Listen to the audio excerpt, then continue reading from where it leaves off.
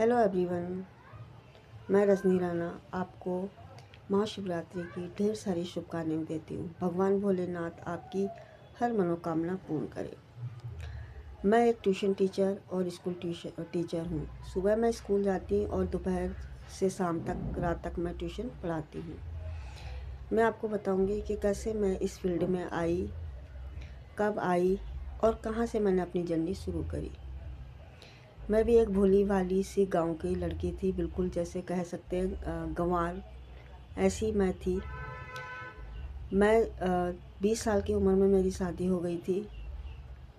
गांव से मेरे हस्बैंड यहाँ जॉब करते थे, मैं उनके साथ आई।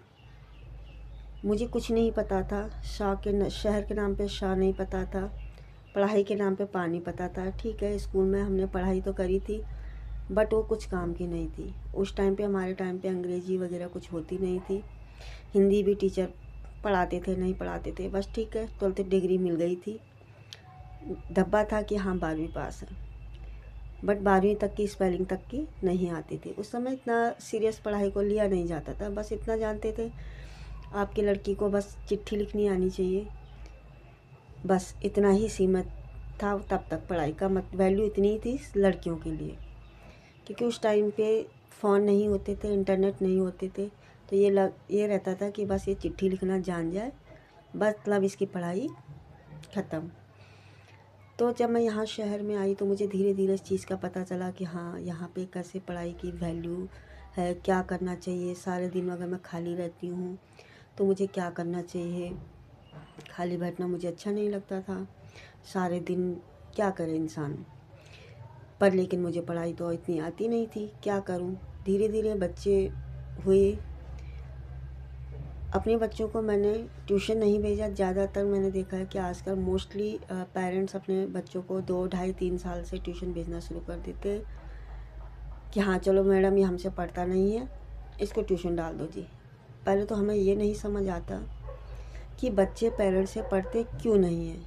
देखिए, हमने भी अपने बच्चों को पढ़ाया, हमारा डर था कि हाँ पढ़ाना है, कैसे पढ़ाना है, नहीं आता था। कोशिश करी हमारे टाइम पे जो थी, हमने डिक्शनरी से बच्चों को ढूंढ के, वर्ड्स को ढूंढ के उनको वहाँ से शुरू कराया। डिक्शनरी में एक वर्ड ढूंढने में कितना टाइम लगता था वो हमें पता है। आजकल तो फट से गूगल से कई सारी ऐप ऐसे हो गए कि आपको टाइप भी नहीं करना है, मुंह से बोलो और आपको फ़ौरन उसके आंसर मिल जाते हैं। बट हमारे टाइम पे ऐसा नहीं होता था। हमें गूगल से तो दूर, डिक्शनरी से हमें ढूंढने में भी इतना टाइम लगता था। फ़ोन होते नहीं थे, गूगल हमें कुछ पता होता नहीं थे। आज से मैं कम से कम 26-27 साल पहले की बात कर रही हूँ। इंटरनेट की दुनिया जब से आई है, लोगों की ज़िंदगी को आसान बना दिया है। पर ठीक है, कोई नहीं, हमने जो सीखा, जो किया, हमारा वो अलग मज़ा था। हमने अपने बच्चों के साथ खूब मेहनत करी। आजकल के पेरेंट्स तो जब मोस्टली क्या होते हैं कि फ़ोन पकड़ा देते हैं, लो पोएम याद करो, लो ABCD याद करो, लो काउंटिंग याद करो। बट हमारे टाइम पे नहीं था ऐसा। हमने कभी इस तरह से अपने बच्चों को पढ़ाया नहीं।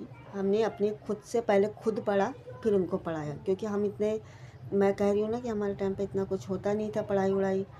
तो मैंने तो ABCD से, जैसे कहते हैं ना कि नर्सरी से शुरू किया। अपने बेटे को खुद से पढ़ाया, फिर वो जितने जितने लेवल वो पढ़ता गया उतना उतना मेरे को भी आता गया। और टचवुड मेरे पास ट्यूशन के कम से कम 50 से 60 बच्चे ट्यूशन पढ़ते हैं और 2 टीचर मेरे साथ काम करती हैं। आज मैं इस मुकाम पर पहुंची हूँ खुद की मेहनत से। मेहनत करी, जो डिग्री मिली थी सो थी, सिर्फ डिग्री के नाम पर था कि हाँ ठीक है आपको 12th पास हो, बस यही था डिग्री के नाम पे। बट यहाँ से मैंने अपनी, कहते हैं ना कि नर्सरी क्लास से जर्नी शुरू करी। नर्सरी, LKG, UKG सारी क्लासें मैंने पढ़ी।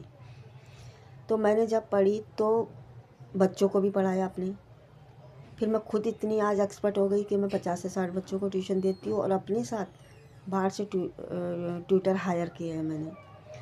तो आज की वीडियोज़